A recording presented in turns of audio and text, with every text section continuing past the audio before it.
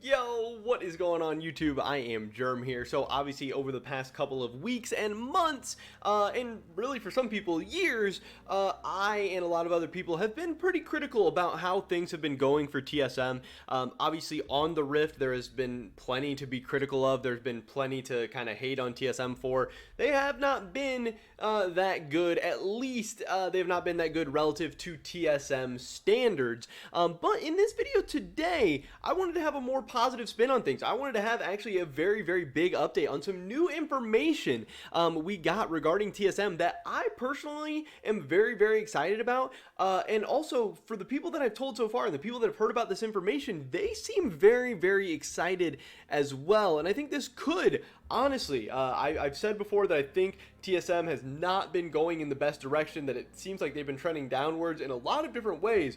But all of a sudden, I think there might be a little bit of hope. I think there might be a little bit of light at the end of the tunnel for this organization. We're definitely going to be finding out a lot more in the next coming weeks. But again, a big update today that I want to talk about in this video. So definitely drop a like if you guys do enjoy it. I would appreciate that a ton. Subscribe, stay up to date on all my latest content. Consider checking out the merch, first link in the description below. Awesome way to help support my channel and my content. But with that being said, let's get right into this one. So recently, the Game House. I don't know if you guys saw, I was on his podcast. Robert Haynes, the guy on the right here. I was on his podcast a couple weeks ago. You guys should definitely go check that out. Talking TSM, it's an awesome show. The Game House is doing a lot of awesome things. I really align with them in their content direction, in their business direction, the way they think about just everything. I really love what they have going on. But they posted this interview. It's with Dominic Callis, the new VP of Esports for TSM. And in this interview, he drops a pretty big bomb. And I wanted to play you guys a clip, and then we'll talk about it and go over it. So I think one of the big things that I can even share with you is that, going forward, our LCS roster will always be boot camping in China during the months of December. Wow. And our academy team will continue to go to South Korea like they did this year. But that will be a 2 times a year thing. So we will be sending our academy team there between spring and summer split, and we'll be sending them there to boot camp in December as well. And that's something that, I don't think any other LCS org is providing, is the resources and opportunity for development of our players there. And it's not necessarily because those regions have better players or anything. It just provides us with more scrim opportunities, right? So the LPL and, their development league, that leaves us, I believe, with 32 or 34 different teams that we can practice against that are there on a regular basis. And we just get to see so many different formations of the game, which gives us a strategic advantage when we come back here to North America.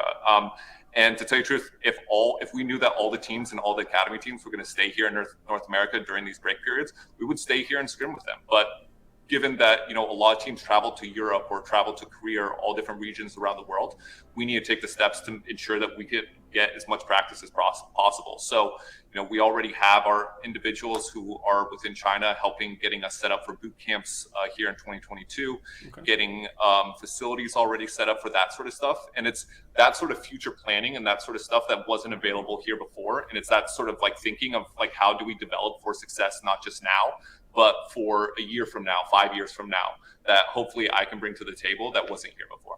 No, I love that. And I think it's going to be interesting to see what other teams do for the future as well. And so I want to confirm, you're saying that even in between spring and summer split, you're planning on sending them over there to boot camp as well. Is that correct? Just for our academy teams is going to be going to Korea for between spring and summer and all of December. Our main LCS starting roster will be in China from all of the December here, basically inevitably going forward. And we feel that if just like the Denver Broncos go to a different city to do their spring training camp, and just like, many other Major League Baseball teams fly to different cities across the United States to do their spring training. That's something that we want to implement here. It's been successful. It's been proven successful. So if we can set up our resources and facilities in those areas and institute that sort of training regimen, that sort of regular cadence practice, and understand that,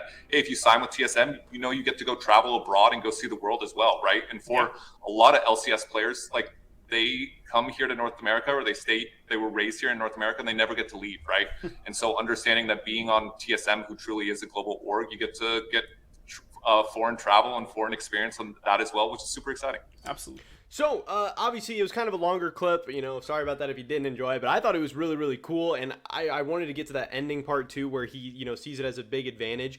And a reason why I wanted to make a video about this specifically is I actually tweeted, something like this out. I tweeted out TSM and VP Esports mentioned a new interview at the Game House that the LCS team will boot camp in China every December. Academy team's going to boot camp in Korea twice a year. These are opportunities that really set TSM apart and could help attract talent. And that tweet got 91 likes. I mean, I don't think that's the most likes I've ever gotten, but that's up there. This tweet popped off for me, and that was very, very surprising. I didn't think this tweet was going to do that well, but it seems like a lot of other people are really, really excited about this idea as well, and that's why I kind of wanted to make a video and hopefully spread this out to more and more people. I think this is an awesome thing that TSM is doing, and not only is I just think it's a great idea in isolation, I also think it shows the mindset of TSM at this point and the mindset of their new VP. He said some things in that clip like, hey, the forward looking and the foresight and the preparation to get these boot camps ready to go next year, years in the future, that's something that wasn't here before. To me, that's kind of a slight dig at, what TSM had going on before him, which I think is kind of funny, but also showing that he is coming in and recognizing problems with the organization and actively trying to fix them. I think he's only been the VP of the team for like a month or 2 months or something like that, and he's already putting some of his own processes in place.